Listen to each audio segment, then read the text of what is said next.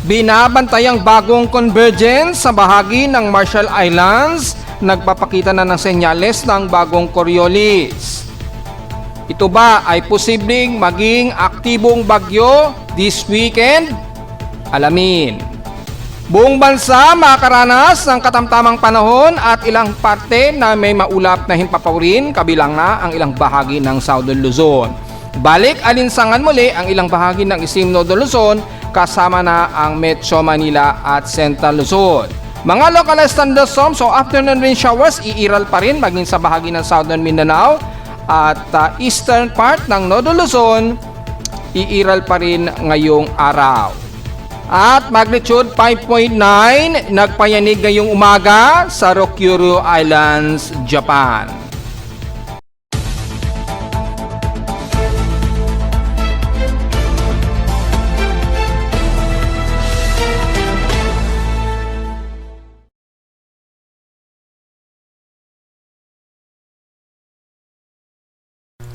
Hello, good morning mga folks. Welcome po muli sa ating Daily Weather Bulletin at Analysis para sa araw ng Miyerkules, May 20, 2026. Ang oras sa ating Boss Mike Maymaga ay alas 11:15 na ng umaga.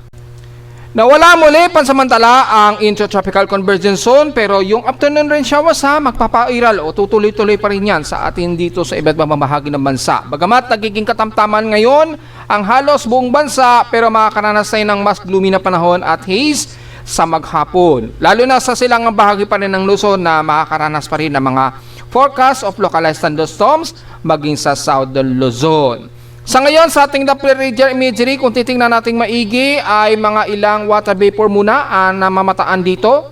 At kung titingnan natin sa CIMS Doppler, halos walang gaanong water vapor ang nakikita rito. Pero kung titingnan natin sa actual Doppler radar imagery, ay halos wala ring gaanong water vapor.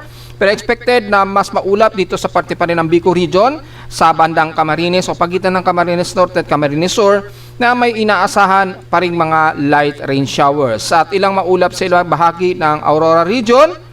Yan, dito pa lamang at yan pa lamang ang mas makapal na kaulapan na may water vapor na makapal ang nadidetect so far ng Doppler radar. Pero sa ating lightning detection system, kung sisilipin naman natin, at least meron tayong 6 na aktibong lightning strikes, kabilang na dyan sa bahagi pa rin ng Oriental Mindoro. Ingat po, baka meron tayong mga kalat-kalat na pag-ulan dyan na may pagkilat at pagkulog. So far, sa lightning strikes ay total ay inner at outer strikes, total of 6 lightning strokes daw ang nadidetect. At pinakamalapit sa amin sa Caloocan ay 127 kilometers. So malayo naman ito sa amin sa Caloocan. At patuloy pa rin ang pulsing ng lightning detection sa paligid.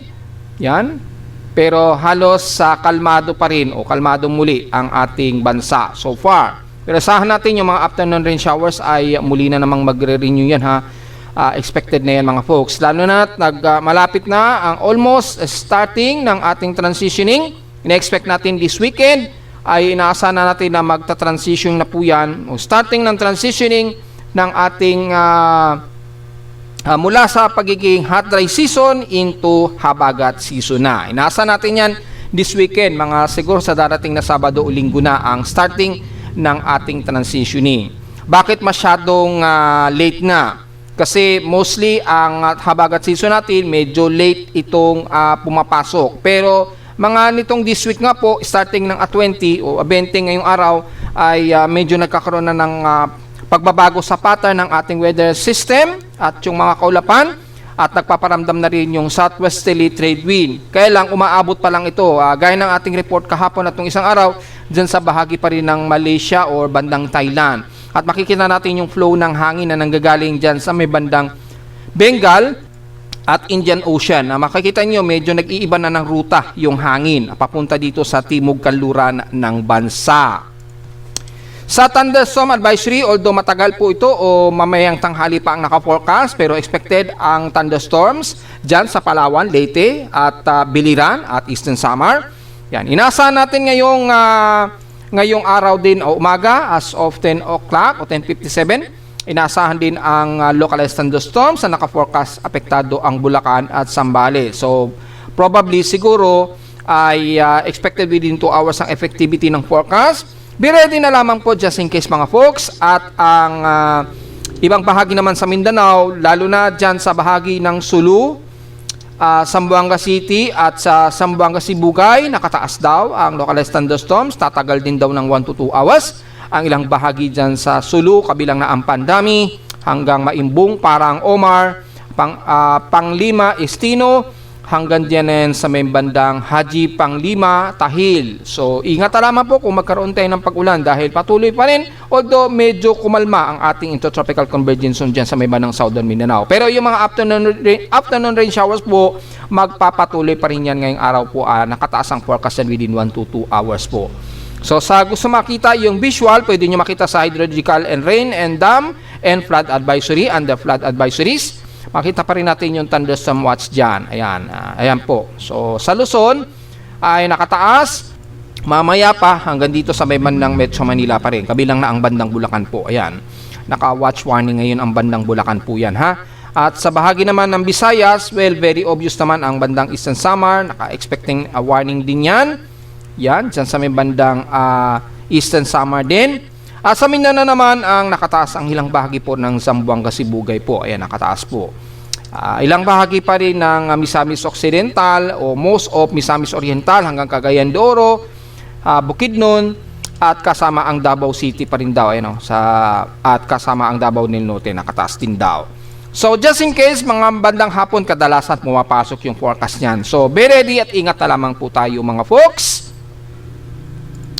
Sa ating current conditions, overcast, gloomy, windy at few clouds pa rin daw tayo ayon sa aking weather station sa Caloocan. So makikita naman natin sa live CCTV snapshots ang medyo gloomy na panahon at medyo hazy. Pero meron tayong mabugsong hangin po, ha.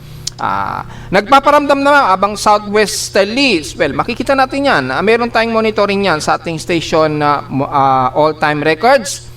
Makita natin sa wind direction, makikita po natin, mapapansin natin, ha, dumadalas na po yung southwest. Actually, nung bandang April, medyo nagpaparamdam na po yung south-southwest, pero nitong May ang mas unti-unti nagpaparamdam pa. Although kukunti pa lamang, merong northeast direction, pero southwest medyo nagpaparamdam na uli. Usually, mga bandang katapusan niya, yan madalas. Dahil kung titingnan natin sa bawat taon po, pag pumapasok na po yung habagat, usually ay bandang June na po yan onwards. Ayun, pagpasok po ng June, di ba? South, southwest, and southwest, west, southwest, madalang na lamang yung ibang direksyon. Karamihan ay south, west.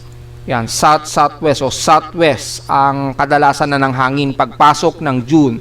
Senyalis yan na dyan na po nagpaparamdam talaga ang ating habagat o yung southwest monsoon. Ngayong May, medyo nagpaparamdam pa lamang dahil mga bandang katapusan yan, usually mga west-southwest o southwest, medyo nagpaparamdam pa lamang yung ilang southwesterlies dahil kadalasan kasi po yung hangin ng ating habagat pa ay mga ganitong araw, usually mga bandang Bengal o Indian Ocean pa lamang umaabot yan. Which is pinaliwanag na natin kahapon. Pagpasok talaga ng June, dyan pa lamang lumalapit ang ating habagat dito sa timog kanluran ng bansa. Ngayon, sa mga nagtatanong na naman, ilang beses na natin pinaliwanag yan, ilang taon na po natin pinaliwanag yan, magkakaroon pa rin daw ba tayo ng enhanced habagat despite na meron tayong El Nino? Ilang beses na po natin pinaliwanag yan pero uulitin ko na naman para sa mga hindi pa rin nakakalam kasi tayo mga Pilipino kasi kailangan talaga maisiksik sa ating mga memorya yung mga impormasyon po. So minsan naiintindihan natin kahit na paulit-ulit natin ipinapaliwanag.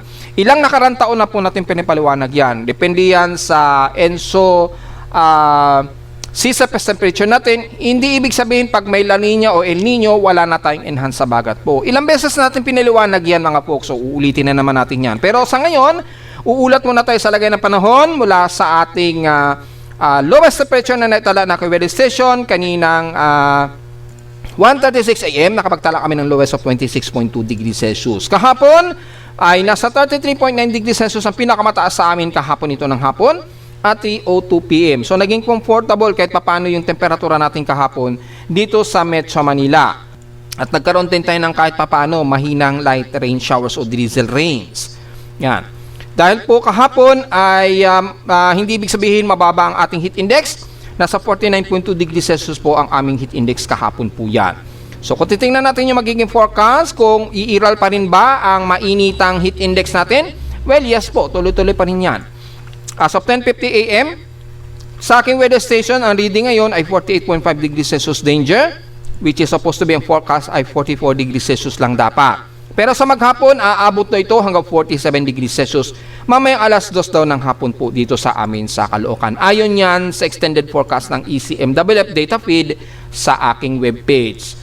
Sa iba't ibang bahagi naman ng bansa, well, tingnan din natin, kabilang na ang Tuguegarao area, kung mataas na ang kanilang heat index, yes, 43 degrees Celsius, at aabot ito hanggang 45 degrees Celsius ngayong 12 o'clock hanggang alas 2 daw ng hapon. Sa Santiago Isabela naman, well, double check natin. Hindi natin na-click maayos ang Santiago, yan. So, Santiago Isabela ay 42 degrees Celsius, at papalo pa ito hanggang 47 degrees Celsius mamayang alas 2 daw ng hapon. So, balik sa mainit at malinsangan na naman tayo at hot humid na panahon.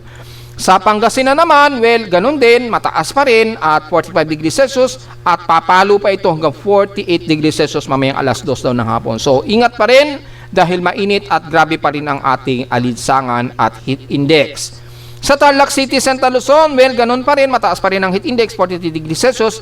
Pero sa maghapon, papalo ito hanggang 47 degrees Celsius ngayong alas 2 daw ng hapon. So, balik sa alinsangan na naman ang ating panahon ngayon mga folks, dahil medyo nagiging klaro o nagiging katamtaman muli ang ating panahon. Sa Batangas naman, mapapansin nyo mga folks, grabe pa rin ang heat index na naka-forecast sa kanila. Aabot ito ng 45 degrees Celsius at papalo hanggang 47 degrees Celsius ngayong tanghali, 12 o'clock, hanggang alas 2 daw ng hapon. Siyempre, ine-expect na natin o hindi na natin inaasahan na mababa sa banda Occidental Mindoro, papalo ito ng 42 degrees Celsius, pero at least medyo mababa dahil nagkakaroon tayo ng mga ilang localized thunderstorms kabilang na dyan sa may bandang Oriental Mindoro. So, bahagyang bumaba pero danger pa rin yan, extreme to danger pa rin yan mga folks, kaya huwag pa rin nating babaliwalain. Sa Puerto Princesa naman, well, mainit din sa inyo, 44 degrees Celsius, which is pinakamataas na sa inyo yan maghapon hanggang ngayong tanghali. Sa bandang Visayas naman sa Cebu, well, expected natin mataas din ang heat index sa inyo, 43 degrees Celsius, which is mukhang yan ang pinakamataas sa inyo ngayong araw sa maghapon. Dito naman sa bahagi ng Mindanao, well, dahil sa sunod-sunod po na naging pag-ulan. Pero mataas pa rin ang heat index, at least extreme caution tayo at 40 degrees Celsius sa Davao City. Aabot pa ito hanggang 42 degrees Celsius ngayong tanghali hanggang alas 2 daw ng hapon. Despite na binaha kayo nung isang araw. Yan, nagkaroon ng pagbaha sa Agdao. Well, very obvious naman dahil napakalaki po ng City of Davao po. Extending yan, hanggang dito po yan, ang extension ng Davao City. Halos 2 beses na laki yan sa Metro Manila. Ganyan po kalaki yan. So imagine po, bumusang ulan dyan, bumabagsak po dito sa Agdao yung baha. Yan, kung titingnan natin, bandang Agdao po yan. Yan, pagitan dito po yung, yan yung main na ilog, ayan o. Yan, yung main river na yan. So, ang bumabaha usually bandang Agdao, pero mga within 12 hours yan, bumababa din kagad yan. Kasi imagine nyo, nanggagaling po sa kabundukan ang karamihan, nanggaling po ng ulan yan. Ayan o. Yan, at dito naman sa may bandang Talomo, pababa, malawak din ang ilog dyan, ayan o, hanggang Mintal. So, very obvious, talagang bumaba. Pero agad-agad din nawawala yung pagbaha. Hindi kagaya dito sa Metro Manila. Pagka bumaha ng huso, grabe. Umaabot man ng napakatagal bago bumaba o tumila ang grabing baha. Yan. So, bababa naman ang heat index sa inyo sa Davao City. At least, naglalaro lang sa hanggang 42 degrees Celsius ngayong maghapon. So, maging sa may bandang Zamboanga Peninsula, kung titingnan natin, ay mababa ang kanilang heat index. At least, hanggang 37 degrees Celsius ang pinakamataas na heat index. Pero mula sa automatic weather stations, mula sa Data Feed Pag-asa, well, ang highest heat index so far, except sa Romblon na, sira po yan. Nasa Camarines Norte po ang may pinakamataas at 48 degrees Celsius ang kanilang heat index. Sa highest temperature naman kasalukuyan mula sa automatic weather station ay ang Dayat Camarines Norte din na may 36.6 degrees Celsius po. Grabe ang init po. Ito kasing dalawa sira po yan. Yung La Trinidad, Benguet at Romblon. Medyo sira po yung weather station nila dyan. So hopefully maayos na yan ni Pag-asa para real time nating namomonitor yung mga aparato so far. Kung itatabi naman natin sa PH extremes in past 24 hours, well, ang Tugigaraw pa rin ang numero 1 sa may pinakamainit na temperatura at 38.6 degrees Celsius. Sa lowest temperature naman sa Baguio City, 17.8 degrees Celsius ang lowest temperature sa bansa. Sa Iloilo naman ang Clark Air Base, nakaranas sila ng 28 mm na total rainfall at sa highest average wind speed ay ang Apari na may 15.4 km per hour na mas mataas kumpara sa amin. Sa Caloocan in 1 hour average at 8.5 km per hour lamang na average wind speed. Samantala sa atin namang outside humidity, meron tayong moderate na outside humidity of 77%. Bumaba ito ng 3% since last hour. Thunderstorm pa rin tayo mga folks ha. So expected ang localized thunderstorm dahil nasa 1,007 hectopascals tayo and steady ito since last hour. Hindi rin maganda ang ating air quality at unhealthy and selective groups at 106 index, so magmas po tayo sa mga sensitibong mga baga. Despite na ang ating high tide ngayon ay nasa maximum high tide po tayo, pero hindi naman ganon katindi ang alon natin, so wala tayong masyadong problema. Ingat na lamang sa mga maliligo, lalo na sa silangang baga na bansa at sa bandang La Union dahil malalim po at mataas ang sea level, delikado po sa mga maliligo dahil magbubunsod pa rin yan ng at least 0.5 meters na pag-alon. Sa mga kababayan natin sa Albay, gusto daw malaman natin o ma-report natin yung lagay ng Mayon Volcano. Well, pagbigyan natin dahil almost unrest pa rin naman itong si Mayon Volcano. Meron pa rin itong recorded of 26 volcanic earthquakes, including 15 volcanic tremors, 11 to 80 minutes daw ang itinagal nito. 326 rockfall events at tatlong pyroclastic density currents. So, patuloy pa rin ang pagbabaga ni Mayon. Hayaan niyo po, inaayos na natin yung program para dun sa CCTV dahil nag-share na po si P-Box ng kanilang CCTV snapshots, so pwede na natin magamit yan. Aayusin lang natin yung program niyan mga folks ha. Ginagawa na po natin para maipost natin dito sa ibaba siguro. Dito na natin siguro ilagay dahil yung live CCTV nitong isa ay hindi na siya hindi na po siya active, offline na talaga siya, so hindi natin ma-view yung sa Batangas. So yung aktibong live snapshot ni P-Box, pwede natin i-post yan sa baba or tingnan natin kung maisisingit natin dito sa gilid. Yan. Para sa gustong makita yung live CCTV snapshot. So, antay na lamang ninyo mga folks matapos natin yan. So, patuloy pa rin ang unrest itong si Mayon at indicated na po ni P-Box as intensified unrest or magmatic unrest. Yan. Ingat po sa mga paligid at alam na po natin ang gagawin dahil napaka-unrest pa rin itong si Mayon Volcano mga folks. Nagbabagayan sa baggabi kaya tanaw na tanaw pa rin yung magma na bumubuga mula sa pinaka edifice nitong si Mayon Volcano ha. So yan po yung status niya. Kay Bulkang Taal naman mukhang kalmado naman ito o tahimik sa ngayon itong si Taal Volcano. So meron nga lang 3 volcanic earthquakes itong si Taal Volcano. Pero the same time, mukhang wala namang masyadong very unusual na unrest itong si Taal Volcano. So, low-level unrest lamang itong si Taal. So, wala tayong masyadong problemahin mga folks. At ganon din kay Bulusan ha, medyo aktibo rin itong si Bulusan. Yan, meron siyang 252 volcanic earthquakes at patuloy pa rin ang short-term inflation nito. So, despite na low-level unrest, meron pa rin itong nagaganap na mga volcanic earthquakes. So, ingat pa rin at bantayan natin maigi mga folks. Samantala, meron din tayong space weather status. Meron tayong unsettled na geomagnetic field. Yan, as of 7:56 AM, nakataas po yung pinaka geomagnetic KP index. Although, unsettled lamang ito at index 4. So, wala naman tayong nakataas na forecast of KP index so far.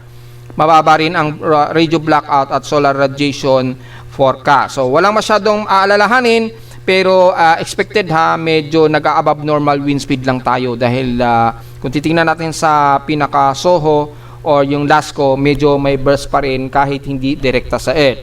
Wala namang masyadong sunspot na nakadirekta sa atin sa Earth. Minor lamang ni AR4441 pero hindi naman masyado dangerously affected kapag ka nag-burst.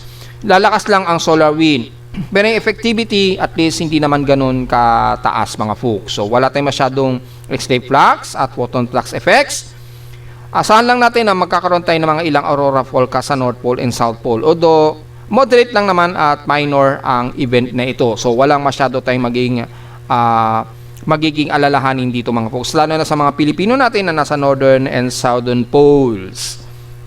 Samantala, sa atin namang Almanac, sumikat ang haring araw kaninang 5:27 AM at lulubog po itong mamayang 6:18 PM. At ang ating 15% illuminated na po na waxing crescent, ayan, kaka-moonrise pa lamang po nito ha, ayan o, kaka-moonrise pa lamang niya kaninang 8:44 AM at mamayang gabi pa po ito ng 10:11 PM lulubog. At sa ating local weather outlook para sa ating panahon, ulat panahon para ngayong Wednesday and Thursday, magiging partly cloudy tayo sa halos maghapon at asahan pa rin ang localized thunderstorms lalo na mga bandang hapon po mga folks. So take note, ganon din bukas ng Huwebes halos stationary. Ngayong araw 100% chance ng ulan pero bukas naglalaro sa 42% daw ang chance ng uulanin tayo sa Metro Manila bukas ng Huwebes. Highest and lowest temperature expected maglalaro 35 degrees Celsius and lowest temperature expected ay 27 to 28 degrees Celsius. So, diretso agad tayo sa ating ginagamit na satellite imaging. Makita natin halos sa kakaunti ang kaulapan ngayon ang umiila sa iba't ibang bahagi ng bansa. Pero it doesn't mean wala tayong localized thunderstorm sa hapon ha. Mapapansin natin ang Southern Mindanao, medyo kumalma muna ang surface trap. So, medyo wala tayong intertropical convergence zone na umiiral. Hintayin na lang natin ang next cycle ng medyo trap o surface trap dito sa member ng Indonesian Peninsula or Malaysian Peninsula. Bagamat nagkakaroon ng building kasi ng southwesterly trade wind sa katimugan, lagpas ng equator, yan, yung may mga umiiral na southwesterly dito at southeasterly trade wind dito. Kaya nagkakaroon ng accumulated na intertropical convergence zone sa mas mababa dito sa bandang Malaysia o Indonesian Peninsula. So antayin natin na ang next cycle ng ITCC magde-develop yan sa loob ng 48 hours. Take note na lamang po dito sa surface trap na makikitaan natin dito sa paligid. Ayan. Yan, yung surface trap na yan at makita natin kumikilos yan pa hilagang kanluran at kapag nag-build out na naman yan, babalik na naman ang intertropical convergence zone. Sa ngayon, ang buong Kamindanawan magiging katamtaman tayo, maulap ang paligid pero at least medyo clear sky sa ilang bahagi, kabilang na ang ilang bahagi ng Sorsogen area at Bukidnon. Pero magiging part dito mostly cloudy tayo most of the time sa bahagi po ng Davao del Norte, City of Davao at most areas ng Davao del Sur po.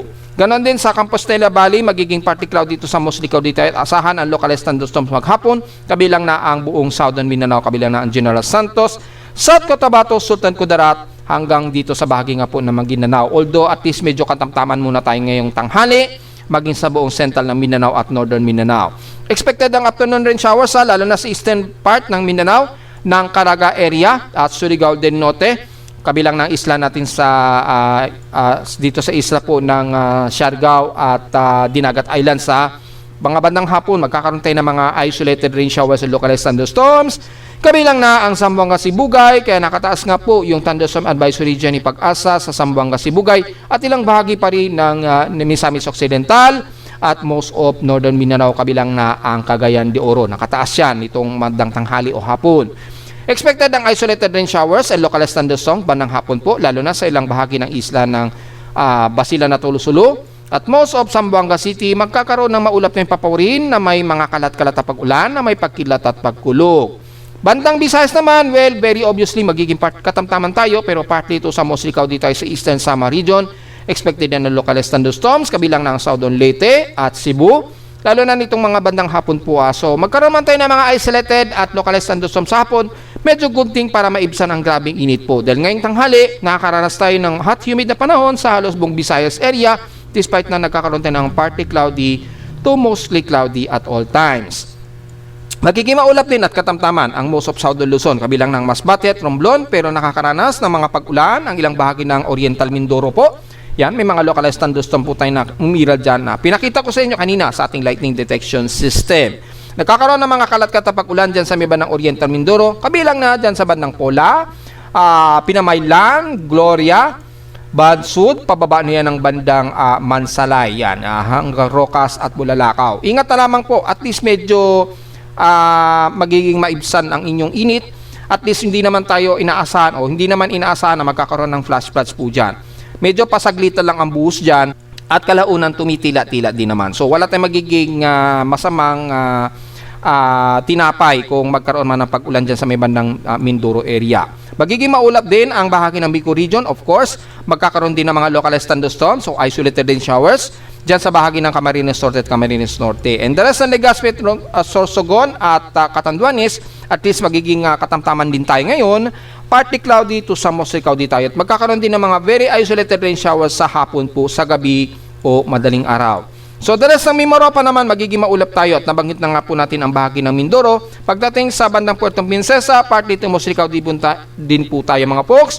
Mga ilan-ilan lamang na magkakaroon tayo ng mga very isolated case of rain shower sa bandang Puerto Princesa ngayong maghapon. Good thing lang po para maibsan ang grabing init. At mula sa buong Calabarzon area, well, partly cloudy tayo at gloomy at haze. Kasama na ang buong Laguna at ilang bahagi ng Calamba at Tagaytay at the rest ng Batangas. Magiging katamtaman tayo at partly cloudy to some mostly cloudy sa hapon. Kabilang na ang buong Metro Manila, magiging gloomy rin tayo, pero despite nyan, hot humid na panahon muli ang ating iiral. So makakaramdam na naman tayo ng mainit na panahon ngayong tanghali at nitong bandang hapon po. At mula naman sa Central Luzon at Extreme Northern Luzon, despite na partly cloudy tayo, pero mas mainit at mas maalinsangan ang panahon natin, makakaranas muli tayo ng medyo hot humid na panahon at pagtaas ng heat index, kabilang na ang buong Cagayan Valley at lalo na sa buong kanluran ng Northern Luzon. Ingat na lamang po, huwag masyadong magbilad, uminom na maraming tubig dahil halos bandang mga hapon pa ay patuloy tayong makakaranas ng maaraw at maalinsangang panahon. Mula naman sa ating monitoring ng tropical cyclone o yung ating ginagamit na monitoring ng computer-generated tropical cyclone sector. Subtropical storm na po na maituturing itong si dating bagyong Kaloy na ilang beses na itinawag na Invest from 97 to 98 Invest. Mula rito, nakalabas na ito ng Philippine Area of Responsibility ng isang araw pa. Yan, since kahapon pa nga po ay naka-exit na ito ng PAR at nandito na ngayon yung sentro nito as of 8 o'clock ngayong araw. Dito yan sa may bandang Okinawa Prefecture. So, napakanipis na lamang po yan mga folks. So, halos very remnant na lamang po yan. Halos hindi naramdam yan ng mga taga-Okinawa. Yan, no? Medyo may circulation, pero yung epekto niya o cyclonic, halos wala na talaga yan mga folks. So, hindi na natin masyado, hindi na masyado concern yan sa Japan. Kung patuloy pa rin ang obserbasyon. Yan, nakataas pa rin siya maging sa ating fail-proof monitoring. Yan, naka-high pa nga po siya, pero very subtropical na lang talaga yan at very REM na. Yan, tingnan natin yung best track kung updated na po yung ating best track ng NOAA. Kung meron na bang latest sa output, mukhang wala pa naman po. So, walang latest output ang NOAA, pero at least meron na tayong idea sa huling best track nitong si dating bagyong Kaloy po. So, wala tayong masyadong concern para dito sa invest na ito si 98W. Yan. Under monitoring na lamang po siya as remnant, pero hindi na po siya talaga threat. Maging sa mga iba't ibang mga weather agencies ay considering ay dissolve na po siya o hindi na siya consider sa listahan ng kanilang mga monitoring, even Joint Typhoon Weather Center at Japan Meteorological Agency. Ayan, considering very remnant low na lamang po yan. Hindi na nila masyado kinukonsidera. Yan. Indicated as low pressure area na lamang, yan, may 1,008 hectopascal center air pressure. So, hindi na masyado concern yan mga folks.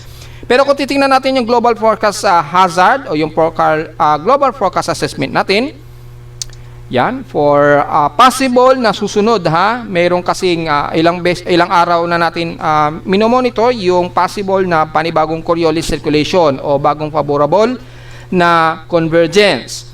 Yan. Mula rito sa mga computer model, makikita natin mayroong possible nga ma-develop mula sa Marshall Islands at pinost na natin yan sa Facebook page na meron na tayong positive na favorable na convergence po. Naglalaro sa 22 to 33 kilometers per hour dito sa may bandang Marshall Islands.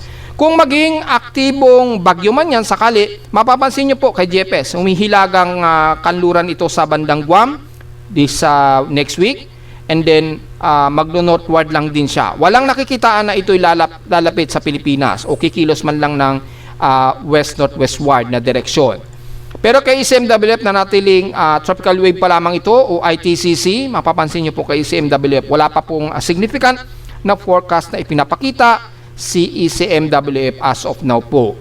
Kaya yung mga forecast na ito ni GFS at iba pa ay sa ngayon ay unrealistic pa o hindi pa makatotohanan masyado. Yan.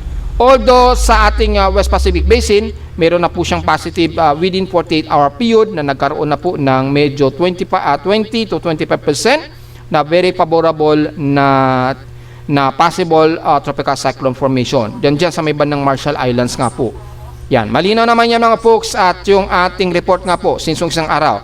Meron na pong very favorable na circulation dyan o yung pinaka-upward low na Coriolis. Antay na lamang natin na mabuo yung pinaka-circulation niyan dahil lumalabas yan sa mga forecast natin na mayroong Coriolis circulation na mabubuo. Yan. Pati yung kanyang horizontal anomaly, very high na po, positive na po yung kanyang circulation. Yung cyclonic, medyo nagkakaroon na ng development sa southeast of Guam. So, very positively, sa latest Global Tropic Hazard Outlook, mayroong posible pa rin 20% na may mabubuong tropical cyclone sa loob at labas ng Philippine Area of Responsibility. At hindi naman natin inaalis ang mga posibilidad niyan mga folks. At kung titingnan nga natin sa ating Global Spectral Model, yan, mapapansin natin yung ating Genesis, meron nga pong susunod na bagong development at naglalaro sa halos 40 to 50%. Ito nga po yun. So, maaaring mabuo po yan. Kaya lang sa ngayon, iba ang nagiging direction niya. Paganyan kasi siya. Yan, paganyan. So, sa ngayon, wala siya nakikitaan na threat sa Pilipinas. Kung titingnan natin yung 144-hour period, kung magkaroon man ng positive na maging tropical cyclone ito. Yan, tingnan natin mag-load po yung mismong kay ECMWF. Yan, mapapansin natin, medyo lalapit siya sa may bandang Guam. Dito, parang pan-west-northwest pa rin ang kinikilos niya. Ano araw to? May 25. And then, May 28, tingnan natin kung lalapit ito ng Pilipinas o papasok ng PAR. Ayun, halos alanganin na pumasok ng PAR. Yan, so, parang ang kilos niya, pag ganyan, ito sa ganyan, lalapit siya sa may bandang Guam, tapos bigla siyang magno-northward. Pag ganyan, ang lumalabas na ikinikilos nitong Genesis na ito. So, maring yung ITCC, yung Embedded na Intertropical Convergence Zone, magpapaulan silang bahagi ng Mindanao, pero mapapansin nyo po, nagkakaroon ng anomaly dito. Anong araw to? Mga May 28. So, mukhang nagkaroon tayo ng surface trap dito. So, posibleng merong southwesterly surface wind flow na maaring lumapit na dito sa katapusan po ng May. Well, yan ay titingnan natin dahil nagkakaroon na nga po ng developing of southwesterly trade wind sa timog kanluran ng bansa. At nagkakaroon na po ng accumulated na water vapor dito sa may bandang kanluran ng bansa. So, mukhang senyales na nagkakaroon tayo ng mangilan-gilan na habagat. Although extended forecast ito, so posibleng magkaroon tayo ng southwesterly trade wind bago matapos ang May. Abangan po natin yan mga folks. Probably mga May 28 yan onwards.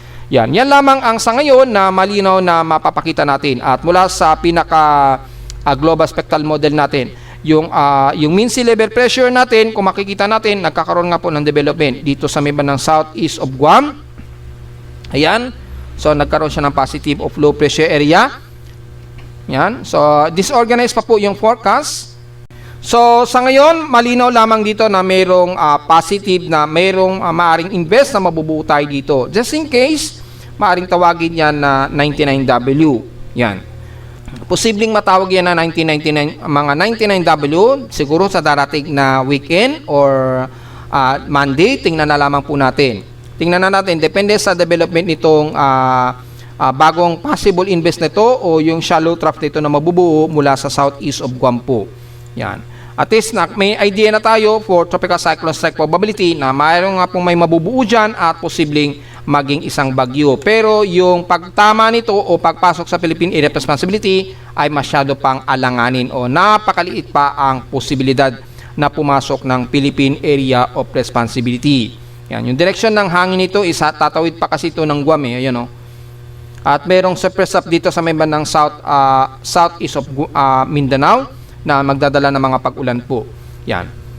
So, yan lang po sa ngayon ang nakikita natin na possible development at mag-update tayo sa darating na weekend kung positive na itong pinapakita ni GFS, ito'y magiging ganap na bagyo. Pero sa ngayon, maliit pa ang potential nito o posibilidad na ito'y papasok ng Philippine Area of Responsibility. So, tingnan natin ang mga pagbabago pa until this weekend po kung magbabago pa po yung direksyon ng kilos niya o yung posibleng pagkilos niya pahilagang kanluran. Maaari pang magbago po yan. Maaari pa yung magbago mga folks. Anytime ha. So, yan lang po ang pinaka masasabi natin sa mga nagtatanong kung yan ba ay papasok ng Philippine Area of Responsibility. Hindi pa natin inaalis o niruled out ang posibilidad. Dahil malayo pa naman ito mga folks. Kaya sa mga nagtatanong na naman, paulit-ulit po tayo, 4 na taon na nating naririnig yung mga tanong na yan. Magkakaroon pa rin ba ng enhance habagat kahit na tayo ay tagtuyot dahil po sa El Nino? Ang sagot mo natin, yes, posible pa rin po tayong magkaroon ng enhance habagat. Dahil tatandaan na po natin kung nireport natin nung nakaraang araw kung mapapansin nyo po, nung unang linggo po ng May, nag-report tayo tungkol sa tropical cyclone development, possibility, 1 hanggang 2 po ang mabubuo ngayong month. At during El Nino period, at yung mga magiging direksyon ng bagyo, ngayon sa nagtatanong po, kapag habagat season ba sa atin during El Nino, ay magkakaroon pa rin ba tayo ng enhance habagat?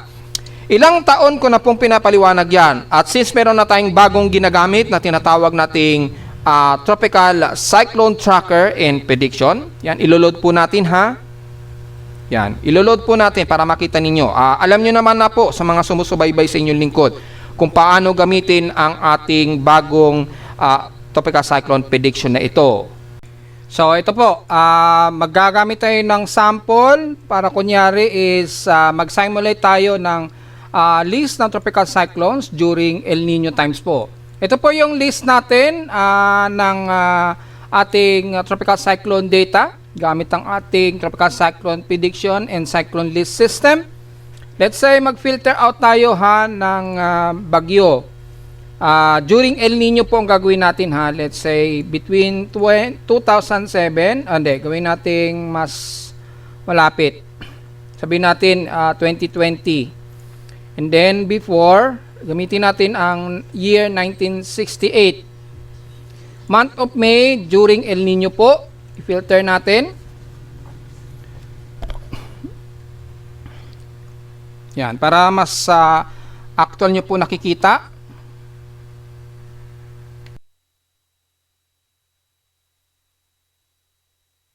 So makita nyo po dito yung list ng tropical cyclone na available o yung possible na may mabubuo between 1968 ito and between 1968 at year 2020 po ito ang niload natin. So mapapansin nyo po, ito po ay month of May during El Nino So during El Nino po yung kinuha natin. Mapapansin nyo po, ang mga bagyo pag nabubuo, usually dito nang gagaling. Yan, dito.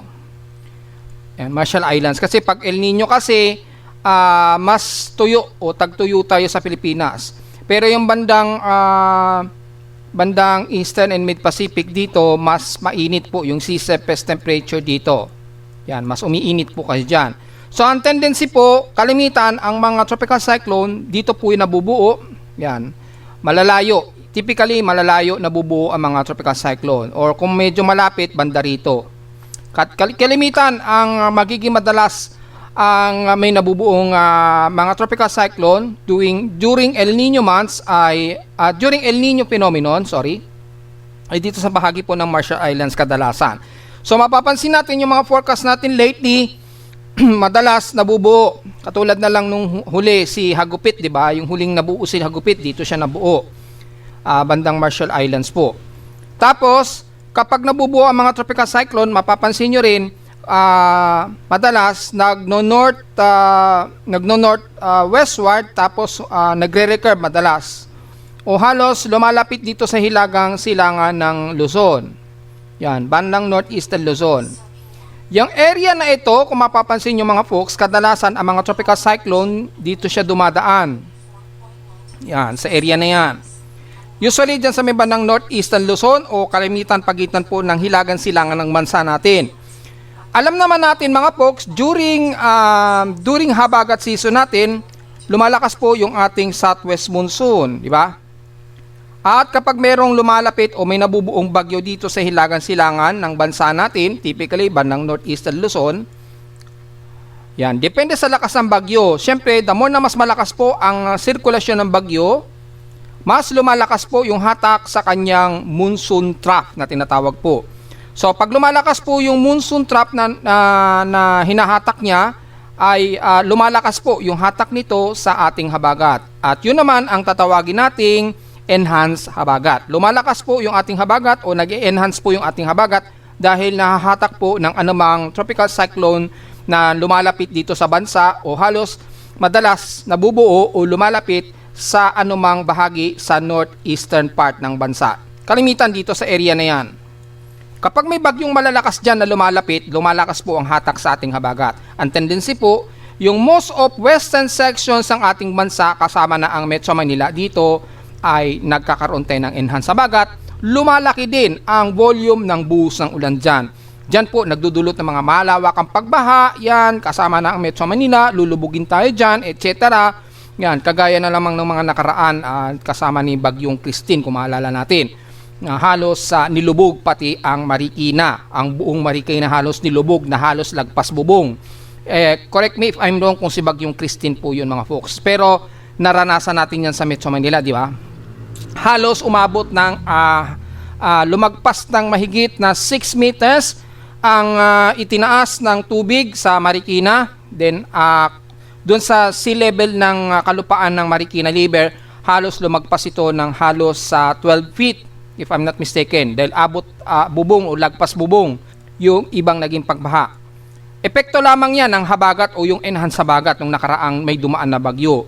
So during El Nino po, madalas mararanasan po natin yan. Dahil mapapansin natin dito, kalimitan ang mga bagyo lumalapit sa hilagang silangan ng Luzon o ng bansa natin. Yan. Madalas ganyan na magiging galaw ng bagyo during El Nino po. So again, kapag kaganyan po ang nangyayari, asahan natin ang enhanced habagat ay iiral dito. Mahahatak ng hustong ating habagat. Mapapalakas po yung ating habagat dyan during mga oras na yan o yung mga months na kapag meron tayong bagyong lumalapit dito sa hilagang silangan ng bansa. Kahit naman hindi El Nino, no, usually kapag may mga bagyo na dumadaan dito ay lumalakas po o napapa-enhance po yung ating habagat. Kaya lang kapag El Nino phenomenon kasi mas dumadalas po na nagkakaroon tayo ng mga bagyo malapit sa hilagang bahagi ng bansa po. So expected po napapadalas po ang hatak sa ating habagat niyan at mapapa-enhance po yung ating habagat. Kaya yun po ang paghandaan natin. So ilang beses na natin to piniliwanag, ilang taon ko na rin po ini-explain yan. Para na lamang sa mga kababayan natin na gusto muli malaman kung magkakaroon pa rin ba tayo ng malakas na habagat during El Nino po, which is magkakaroon pa rin po kasi wala namang kinalaman dito yung development ng El Nino sa development ng tropical cyclone na lalapit sa hilagang silangan ng bansa.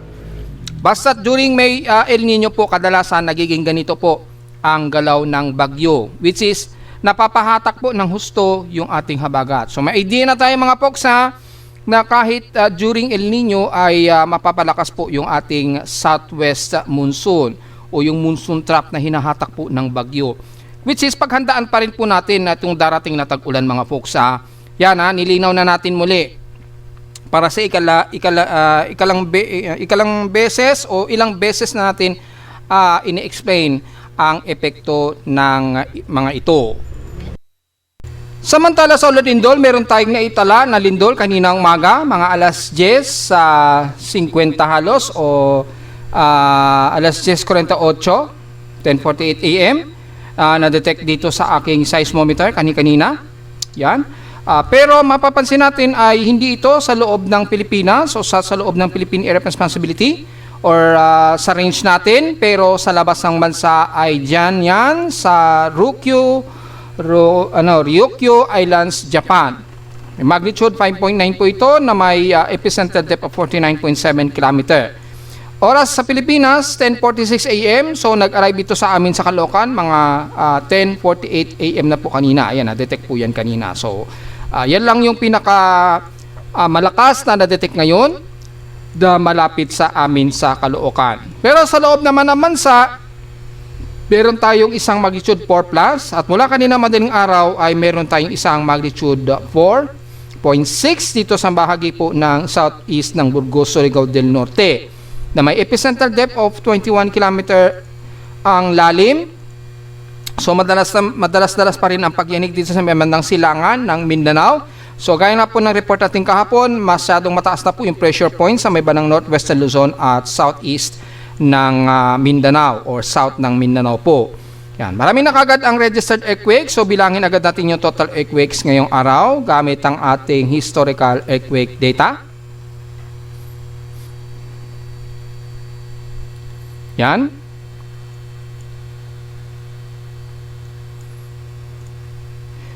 For the month of May. Yan. So, bilangin natin ang total earthquakes natin ngayon ay 641 earthquakes. 612 dito is magnitude 2.0 pataas. 25 sa magnitude 4 at 3 magnitude 5 plus at isang magnitude 6.0 pataas. Wala pa naman tayo na itala na kahit isang magnitude 7.0 pataas sa ngayon. Pero nasa mahigit 640 o 641 to be exact ang total earthquakes na natin ngayon. Mukhang posible pa umabot yan sa halos 1,000 na total earthquake siguro ngayon. At marami na rin kagad tayong mga registered na mga malakas-lakas na mga paglindol.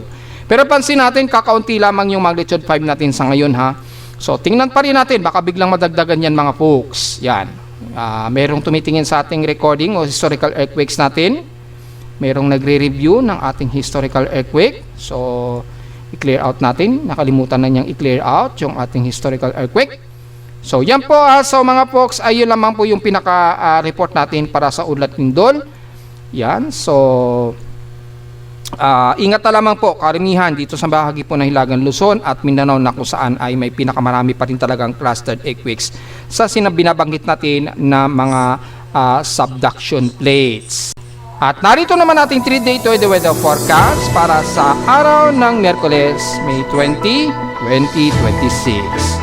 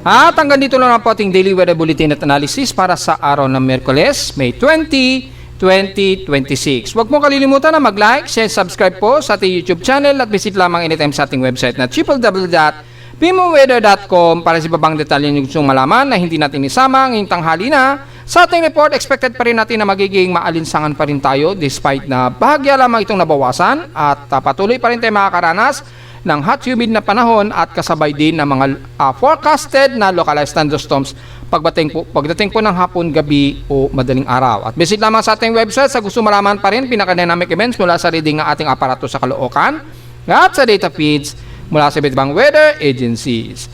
Maraming salamat po mga folks at magandang araw po sa ating lahat.